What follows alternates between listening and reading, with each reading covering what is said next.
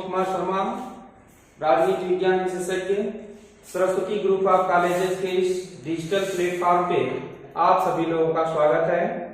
आज हम लोग बीए थर्ड ईयर का थर्ड पेपर में राजनीति विज्ञान के संबंध में देखेंगे कि इसका जो सबसे पहला चैप्टर है 1919 का शांति समझौता, और इस 1919 के शांति समझौता में प्रमुख समझौता माना जाता है वर्साई की जो संधि थी, और इस वर्साई की संधि के संबंध में आज हम लोगों को जानना है।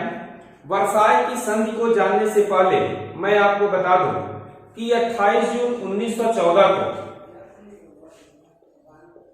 28 जून 1914 को सर्बिया में ऑस्ट्रिया के राजकुमार की यात्रा हो रही थी, और उसी दौरान ऑस्ट्रिया के राजकुमार की हत्या कर दी गई।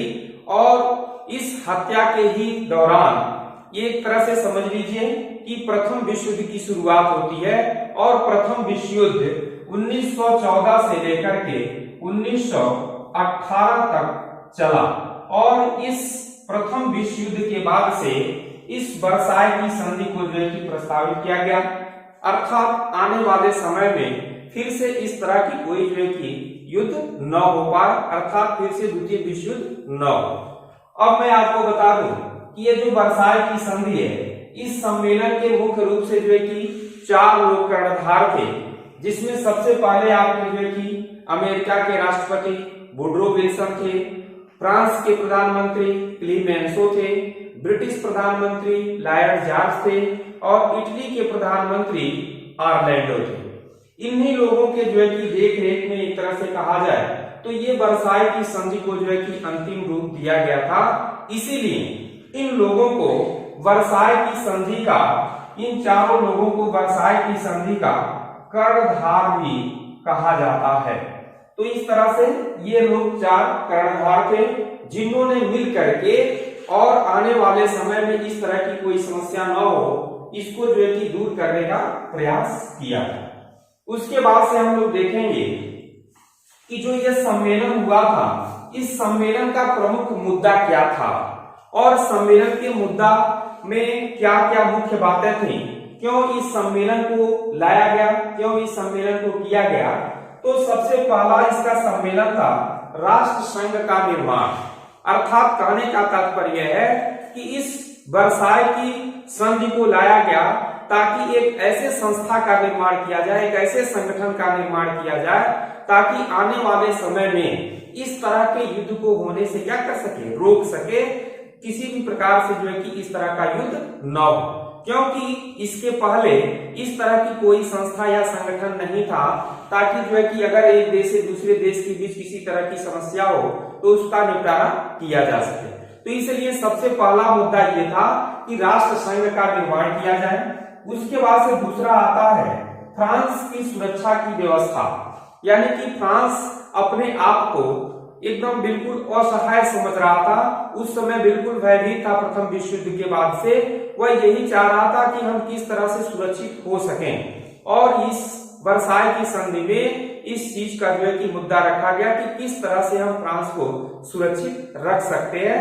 उसके बाद से आता है तीसरा, जीते गए क्षेत्र पर सहमति, अर्थात कहने का तात्पर्य है कि प्रथम विश्व युद्ध में जो भी क्षेत्र जीते गए थे एक दूसरे देश के द्वारा, उन क्षेत्रों पर किस तरह से जो है कि व्यवस्था बनाई जाए, वो क्षेत्र किसके जो है कि क्षेत्र में रहेंगे, किसके जो है कि अंडर में रहेंगे। उसके बाद से दिया हुआ है उपनिवेशों को लेकर के, अर्थात जर्मनी जो था, उस जर्मनी के बहुत से देश उपनिवेश थे, और इन उपनिवेश देशों को अब क्या किया जाएगा और किसको दिया जाएगा, इन सब चीजों को लेकर के इस सम्मेलन को जो है कि मुख्य रूप से रखा गया।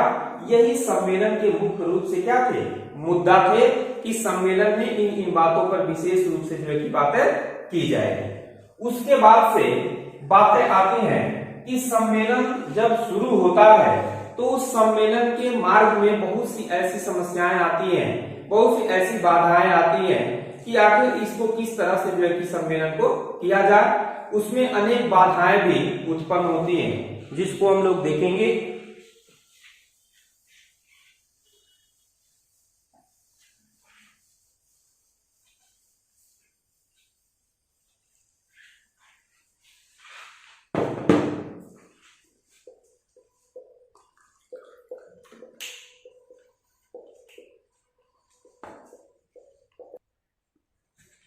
तो ये पहला आपका सम्मेलन के मार्ग में कौन सी बाधाएं थी?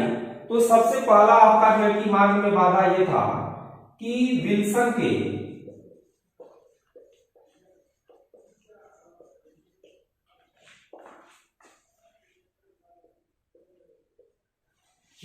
के आदर्शवादी विचारधारा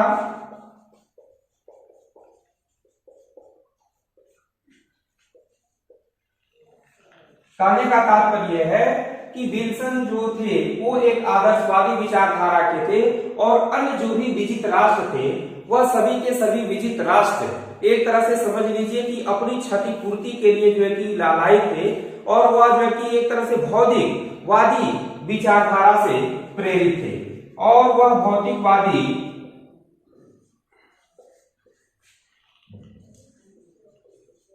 विचारधारा यह भौतिकवादी विचारधारा इस जो है कि विल्सन के आदर्शवादी विचारधारा से मेल नहीं खा रहे थे, जो ये इस सम्मेलन का सबसे बड़ी जो है कि बाधा बनकर के सामने आ रहा था। उसके बाद से दिया हुआ है जो दूसरा है पेरिस शांति सम्मेलन केवल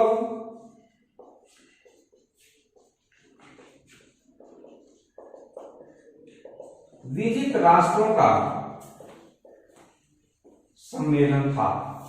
कहने का तात्पर्य है कि इसमें जितने भी देश सम्मेलन में भाग ले रहे थे वे सब के सब केवल विजित राष्ट्र ही थे। पराजित देशों को इस सम्मेलन में जो है कि भाग लेने के लिए जो है कि नहीं बुलाया गया। कोई भी पराजित देश इस सम्मेलन में भाग नहीं लिए, जो इस सम्मेलन की सबसे बड़ी कमजोरी थी, क्योंकि विजित राष्ट्रों ने अपने इच्छा अनुसार जो भी प्रस्ताव रखना था इस सम्मेलन में रखा था। तो ये दूसरी बाधा यहाँ आती है। उसके बाद से तीसरी जो बाधा है वह यह था कि पराजित राष्ट्रों के प्रतिनिधियों को भाग नहीं लेने दिया गया। पराजित राष्ट्रों के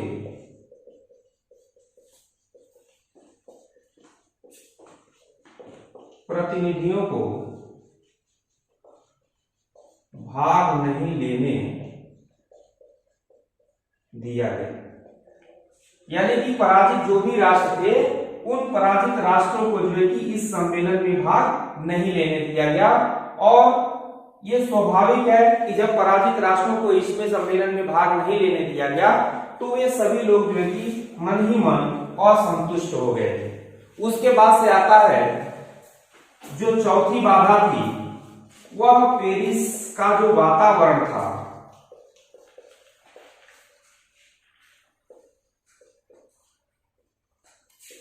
असंतोष, द्वेष से भरा हुआ। अर्थात जो फ्रांस की राजधानी पेरिस थी और इस पेरिस शांति सम्मेलन में जो वहां का वातावरण था उस वातावरण में सब असंतोष व्याप्त था। जितने भी विजित राष्ट्र थे वे सब के सब यही चाहते थे कि जो भी क्षतिपूर्ति की समस्या है, जो भी क्षतिपूर्ति है वह हमको अधिक से अधिक प्राप्त हो जाए। इस तरह से उसमें असंतोष, नफरत, प्रतिशोध से जो है कि परिपूर्ण वातावरण बना हुआ था। और उस वातावरण में ये शांति का सम्मेलन करना जो है कि उचित नहीं था। तो इस तरह से हम देख सकते हैं कि इस सम्मेलन में मुख्य रूप से जो है कि 4 प्रकार की बाधाएं उत्पन्न हो रही थी। पहला आपका है विल्सन के आदर्शवादी विचारधारा, जो विजित राष्ट्रों के भौतिकवादी विचारधारा से जो है कि मेल नहीं खा रहे थे।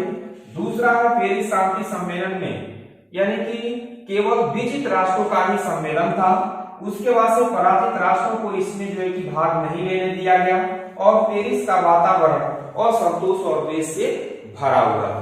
तो इस तरह से ये जो वर्साई की संधि है, इस वर्साई की संधि में केवल जो है कि सम्मेलन में विजित राष्ट्रों को बुलाया गया। तो इस तरह से इस सम्मेलन के मार्ग में ये कौन कौन सी बाधाएं थी इसको हम लोगों ने देखा है। और इसका अगला जो, इसीलिए इसको जो है कि 4 बड़ों का परिषद भी कहा जाता है, क्योंकि इसमें मुख्य रूप से केवल 4 देशों के ही प्रतिनिधियों ने, यानी कि 4 देशों के मुख्य रूप से जो है कि प्रतिनिधियों ने जो है कि इसमें भूमिका निभाई थी, जिसको मैंने अभी आपको पहले भी बताया है कि अमेरिकी राष्ट्रपति वुडरो विल्सन, फ्रांस के प्रधानमंत्री क्लेमेंसो, ब्रिटिश प्रधानमंत्री लॉयड जॉर्ज, उसके बाद से इटली के प्रधानमंत्री है ऑरलैंडो। इन लोगों के द्वारा ही मुख्य रूप से जो है कि इस सम्मेलन को अंतिम रूप दिया गया था। तो मित्रों, आज के वीडियो में आज ये जो है कि वर्साई की संधि का पार्ट 1 था। आज के वीडियो में इतना ही, शेष अगले वीडियो में मैं आपको समझाऊंगा। तब तक के लिए धन्यवाद।